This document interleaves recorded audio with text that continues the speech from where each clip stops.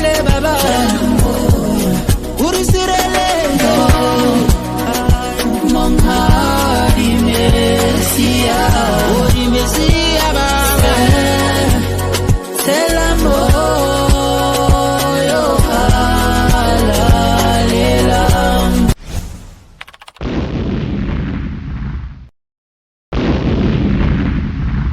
Shalom Wakazak Mashpaka.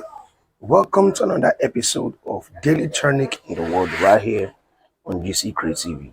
And I remain your humble host, Daniel Fierce Lion Yashirala. Today we are going into the book of Bere'shiyth, starting from chapter 36 to chapter 40. So let's proceed. Now these are the generations of Esau, who is Edom. Esau is Edom. Esau took his women, not woman, women of the daughters of Canaan. Remember that Yitzhak told Yaakov not to take his wife from the daughters of Canaan. But Esau took his wife of the daughters of Canaan. Of the daughters of Canaan, Ada, the daughter of Elon, and Kitty, and Oholivama, the daughter of Anna, the daughter of Sivon, the Kivi, and Basmath, Ishmael's daughter, sister to Navayoth. And Ada bore to Ishmael Eliphaz, and Basmath bore Reuel, and Oholivama bore Yeish, and Ya'alam, and Korak. These are the sons of Esau, which were born unto him in the land of Canaan.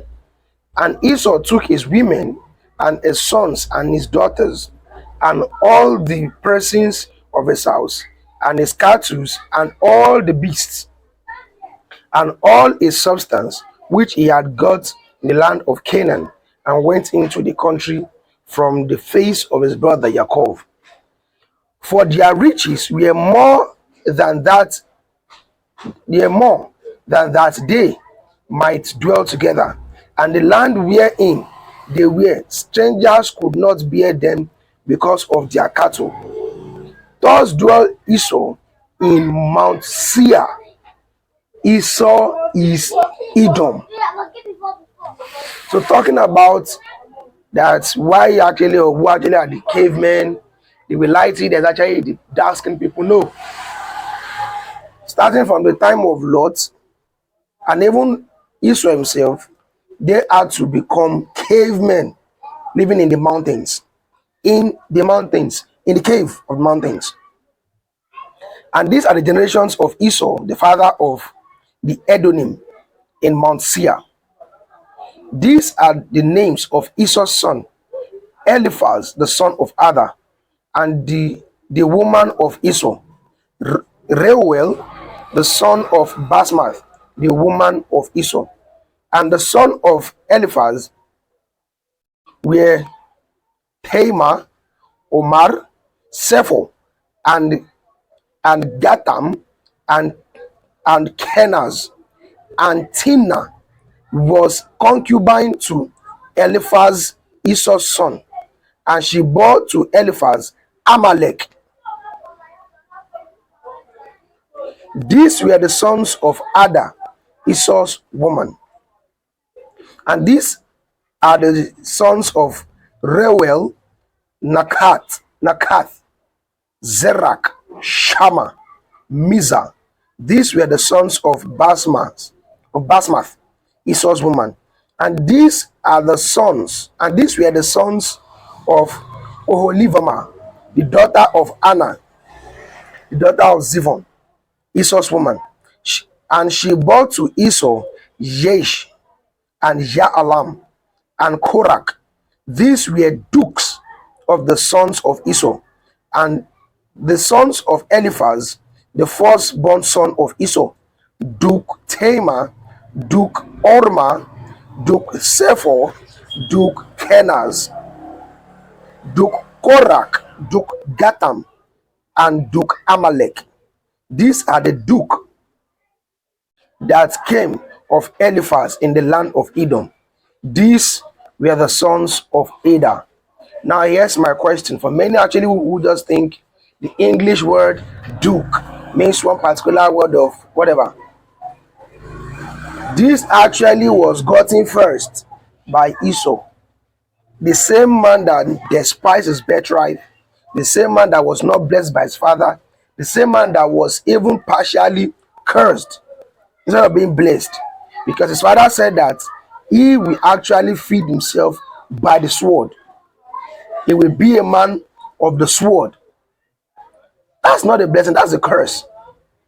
So if you think you can call yourself a duke, I think you have actually, according to the English terms, you count yourself like I'm a royal person. You are deceiving yourself. You are a royal demon in that way, because Esau himself is actually a son, a child, not the chosen one, and he has a wicked spirit in him because he planned to kill his brother. 19. These are the sons of Esau, who is Edom, and these are their dukes. These are the sons of Seir, the Kori, who inhabited the land Lotan, and Shoval, and Sivon, and Anna, and Dishon, and Etzer, and Dishan. These are the dukes of Korim, the children of Seir, in the land of Edom. And the children of Lotan were Kori, Haman, and Lotan's sister was Timnah. And the children of Shoval were this: Alian, and Manakath, and Aval, and Shephi, and Onam. And these are the children of Sivon, both Aya and Anna. This was that Anna was found the moose in the wilderness, as he fed the asses of Sivon his father. And the children of Anna were this: Dishan, and Oholivama, the daughter of Anna. And these are the children of Dishon: Hemdan, and Eshban, and Yithran, and Cheran, sorry. And the children of Etzer are this: Bilhan, and Zevan, and Akan. The children of Dishan are this: Uts, and Aran. These are the dukes that came of the Korim: Duke Lotan, Duke Shoval, Duke Sivon, Duke Anna, Duke Dishon, Duke Etzer, Duke Dishan. These are the dukes that came of Kori among their dukes in the land of Seir. And these are the kings that reigned in the land of Edom before they reigned any king over the children of Yasharel. And Bela, the son of Beor, reigned in Edom, and the name of his city was Dimhaba. And Bela died. And Jovav, the son of Zerach of Botra, reigned in his stead.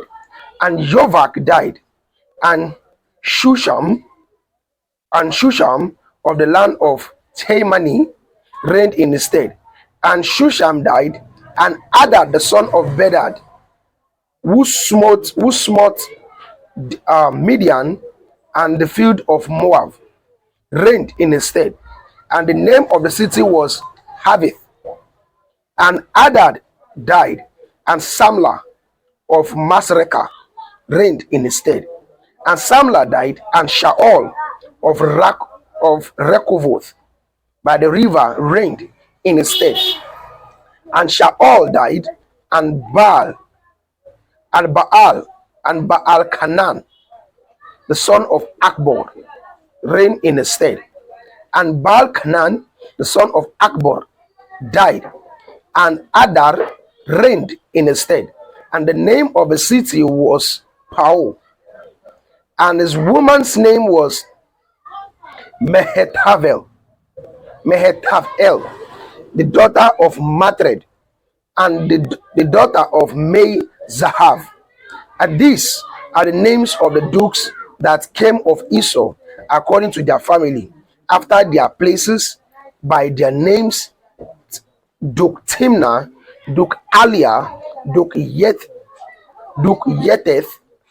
Duke Olivama, Duke Ella, Duke Pinon, Duke Kenaz, Duke Tamar, Duke Mifsta, Duke Magdiel, Duke Iram. These are the dukes of Edom according to their habitation in the land of their possessions. He is Esau, the father of the Edonim. So for those of you who are thinking, yeah, Duke and Duchesses it's a name for the royal ones and blah blah blah. It's talking about the royal ones that Esau created by himself. So if you're actually an Hebrew, an awakened and chosen Hebrew, and you want to go after the lifestyle or the ways or the names and titles of Edom, it's a free will. You can go ahead and do what you like. But remember that Yahuwah has nothing in connection with this set of people that you are trying to recognize with. Let's press on. Chapter 37. And Jacob dwelt in the land wherein his father was a stranger, and in the land of Canaan. These are the generations of Jacob. Joseph, being 17 years old, was feeding the flock of his brethren with his brethren, and the lad was with a son of Bilhah, and with the sons of Ziplah, his father's women. What do you actually observe about this whole situation? Are you able to observe and see that the brothers of Joseph sold him to their father's stepbrother's descendant? It was the descendant, the company of Ishmaelim that came from Gilead that they saw. And Yehudah said unto his brethren, what profit is it if we slay our brother and conceal his blood? Come, let us sell him to the Ishmaelim. They are selling their own brother to their grandfather's stepbrother's descendant. That is why sometimes it's good to teach people history. Teach your descendant history, so that they can be able to know the left from the right, know the wrong from the right, know those who they are connected to and those who they are not connected to.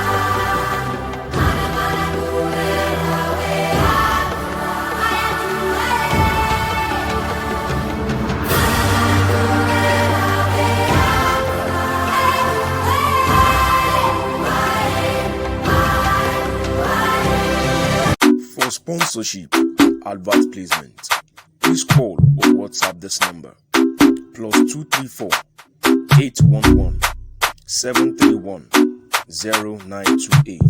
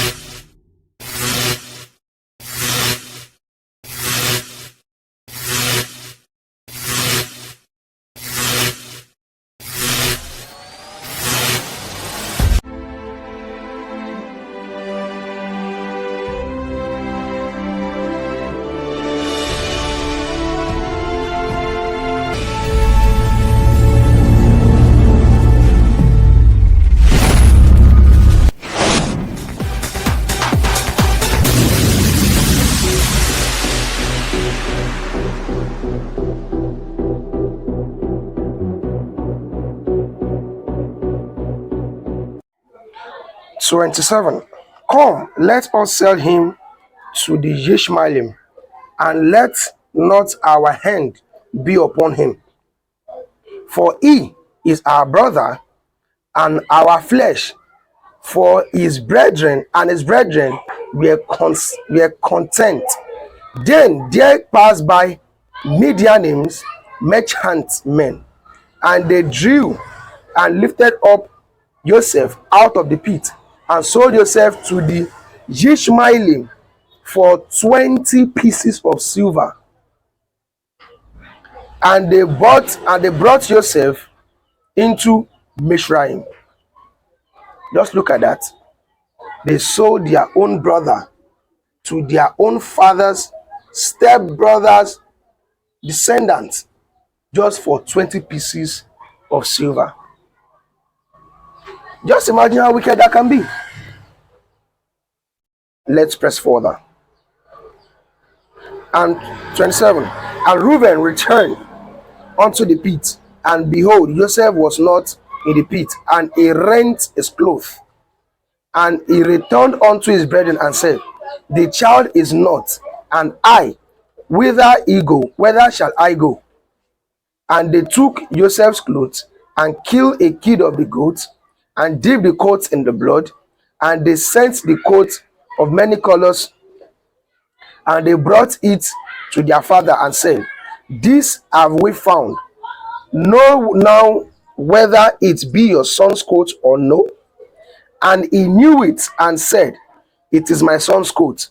An evil beast has devoured him. Joseph is without doubt rent in pieces.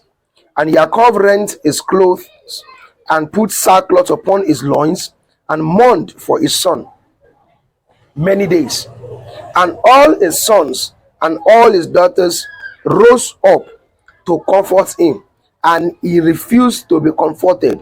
And he said, for I will go down into Sheol unto my son's mourning.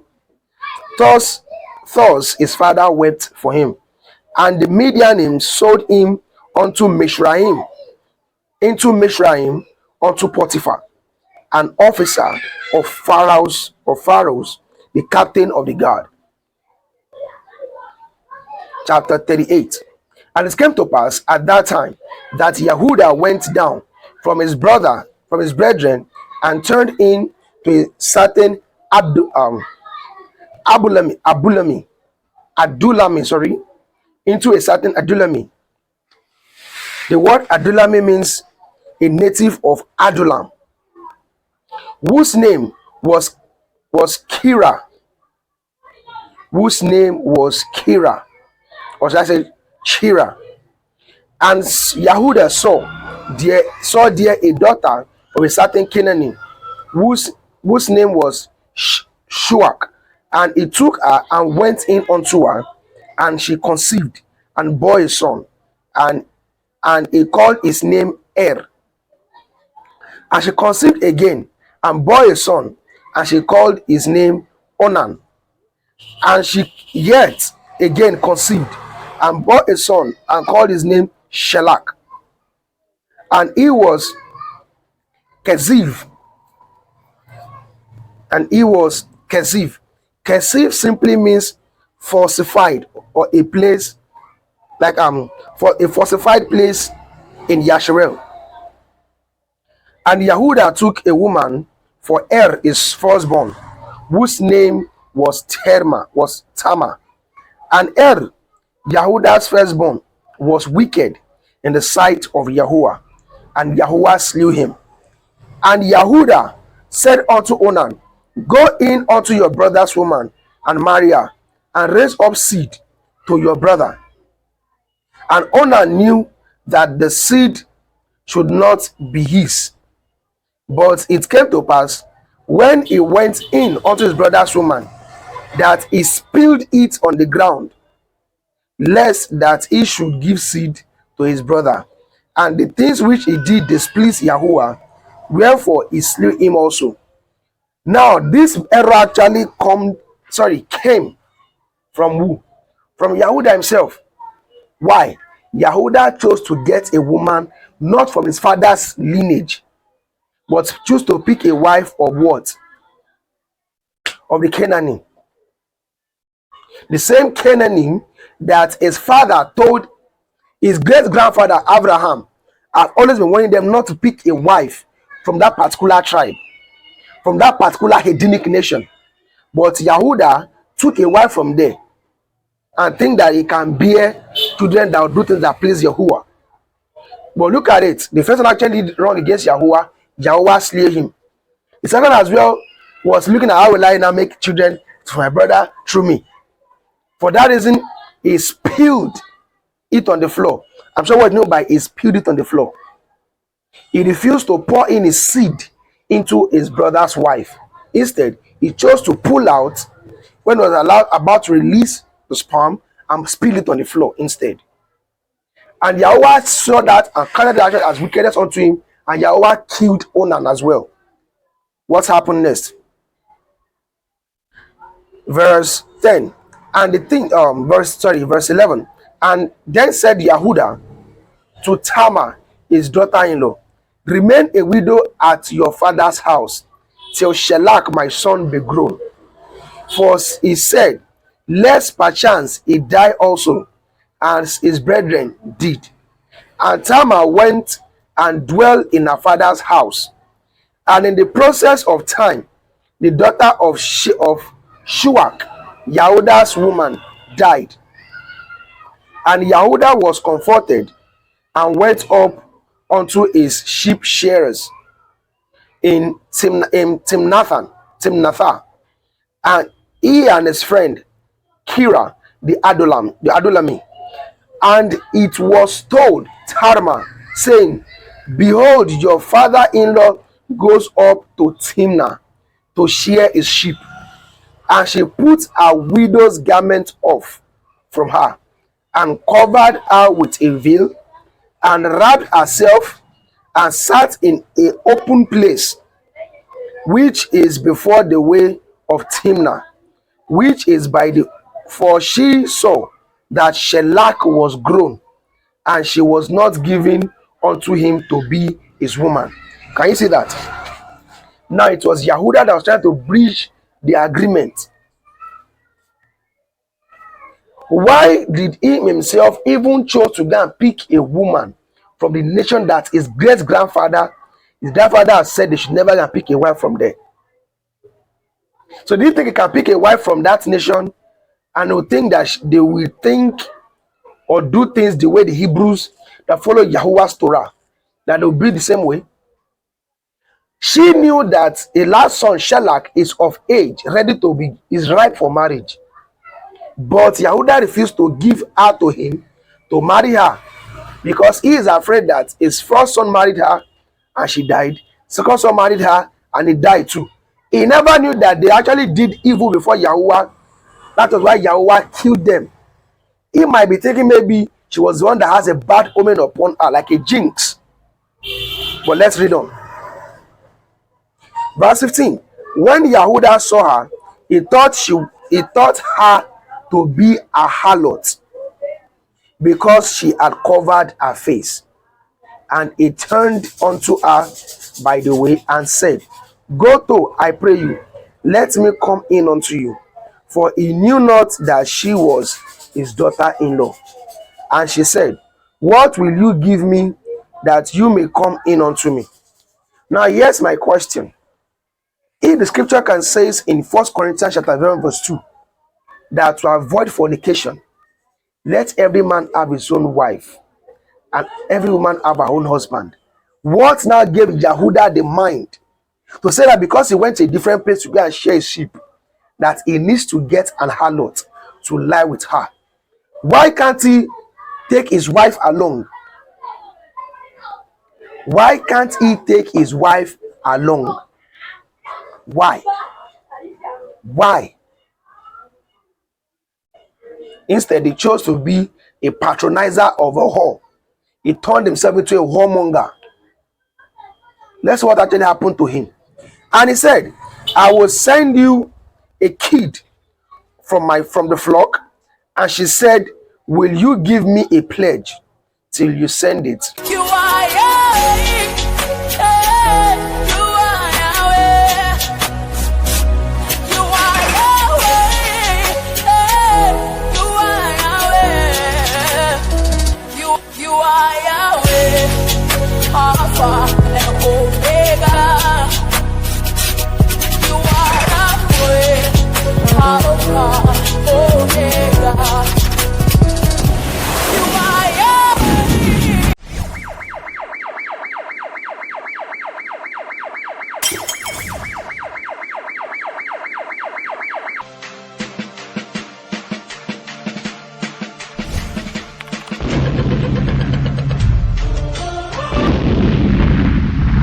Welcome back from that short commercial break.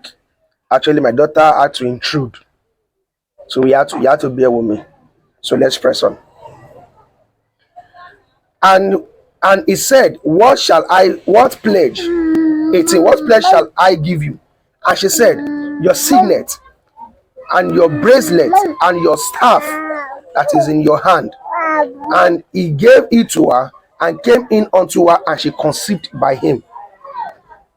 And she arose and went away and laid her by a veil from her and put on the garment of her widowhood.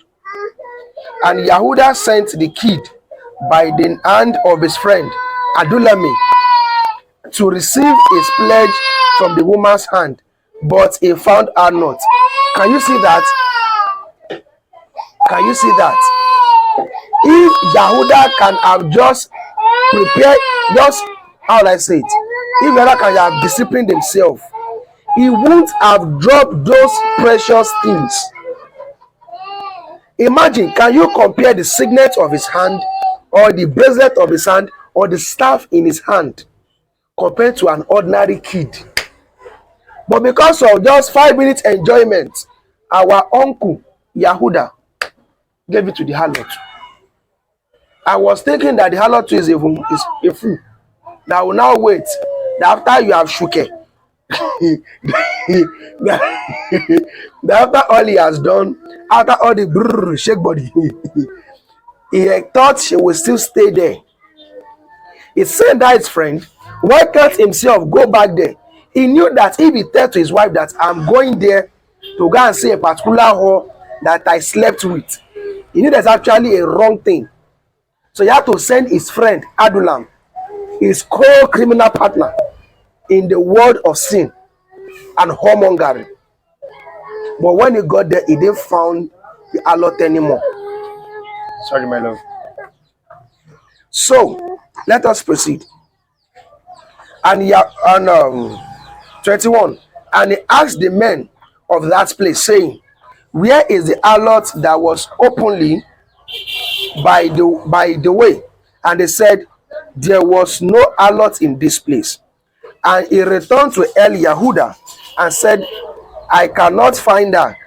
And also the men of the place said that there was no allot in this place. His partner in crime now was not telling him that, you have done the dokido, but I did not see her. Let us see what actually end this whole thing.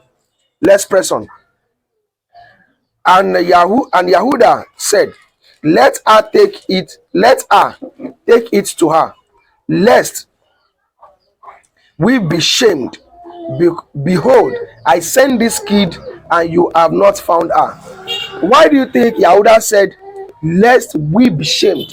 Because he knew that it's a shameful thing for a man who actually had a wife to go ahead to go and patronize a harlot. He knew that it's a thing of shame to our nation. So he was trying to cover his tracks. But what eventually happened? Verse 24.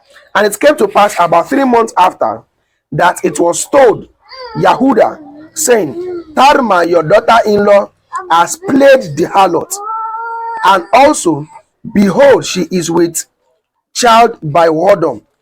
And Yehuda said, bring her forth and let her be burnt.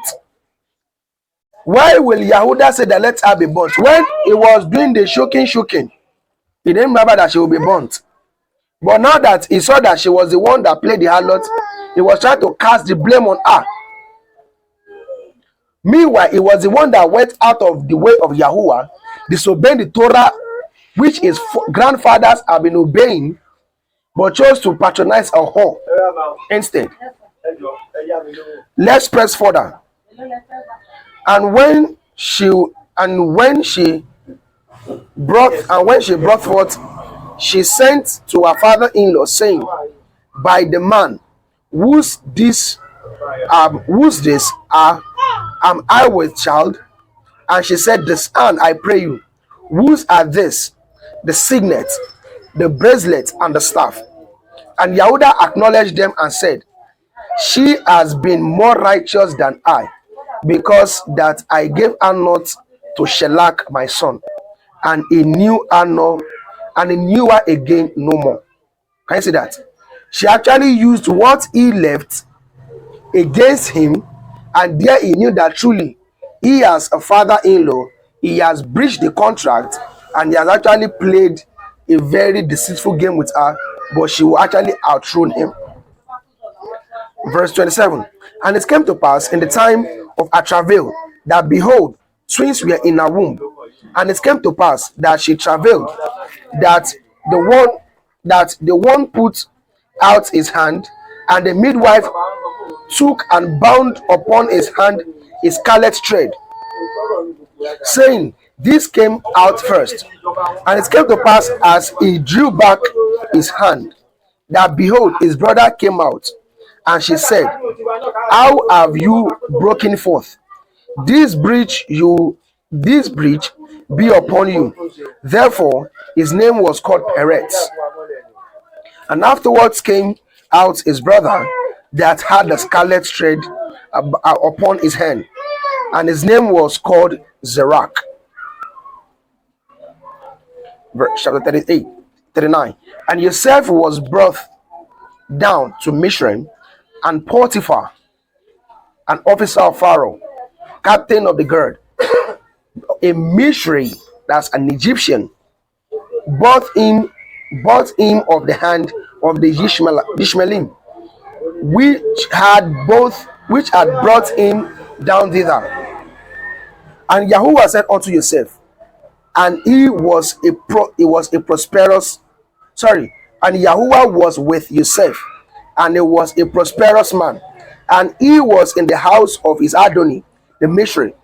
And his Adoni saw that Yahuwah was with him, and that Yahuwah made all that he did to prosper in his hand.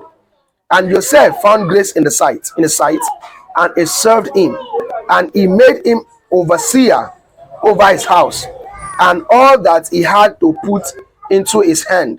And it came to pass from the time that he made him overseer of his house, and over all that he had, that Yahuwah blessed the Mishri's house for Joseph's sake, and the blessing of Yahuwah was upon all that he had in the house and in the field.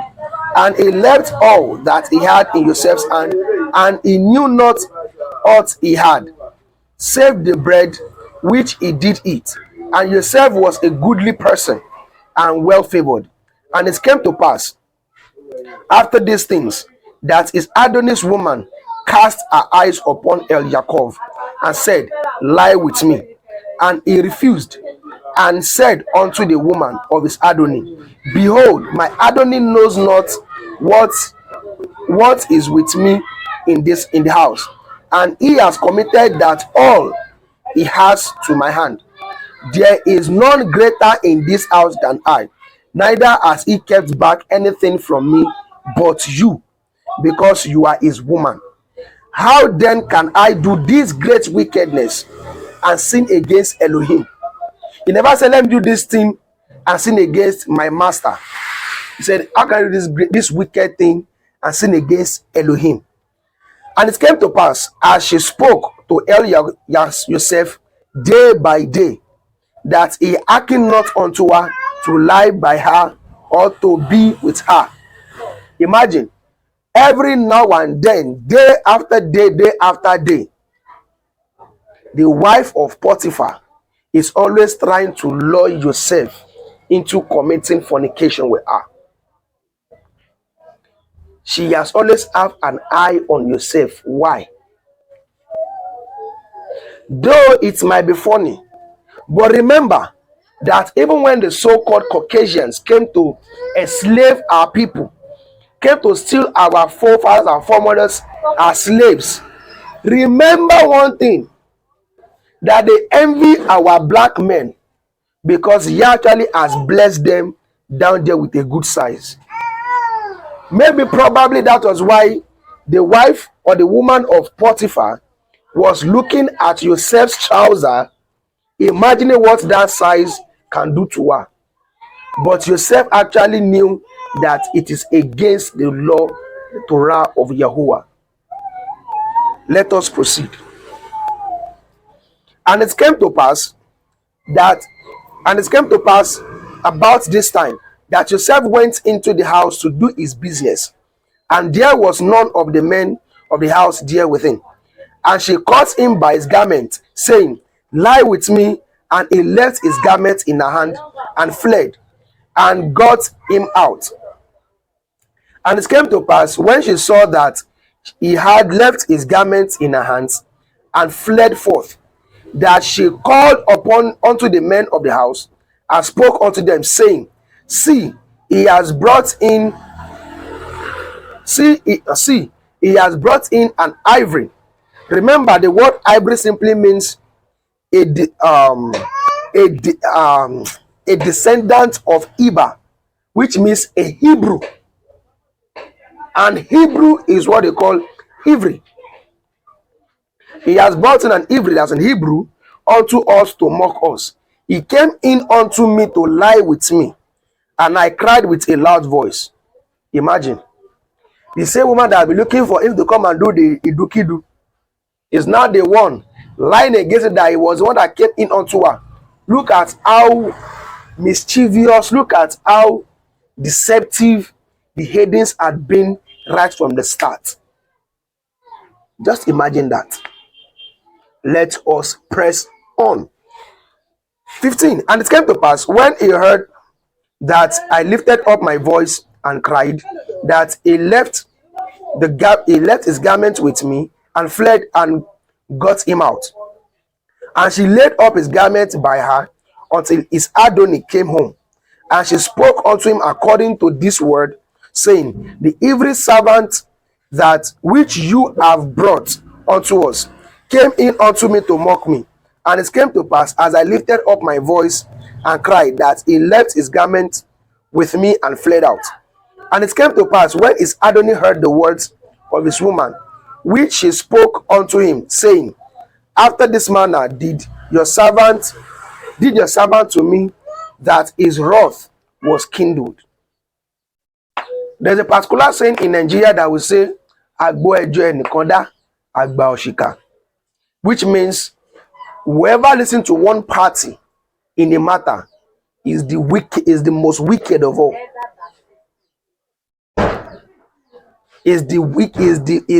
Most wicked of all. Agbo ejo enikonda, he that listens to one party, agba oshika, is the highest in hierarchy of a wicked. Why can't his master that entrusted all that he had also ask from Joseph what actually happened? But because she was his woman, he believed her. Let's press on. And Joseph's Adonai took him and put him into the prison, a place where the king's prisoners were bound. And it was there in the prison, but Yahuwah was with Joseph and showed him mercy and gave him favor in the sight of the keepers of the prison.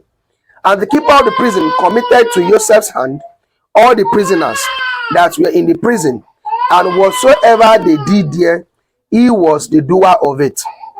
Imagine, even in prison again, Joseph was being the head in the prison. Even that he was sold by his brothers.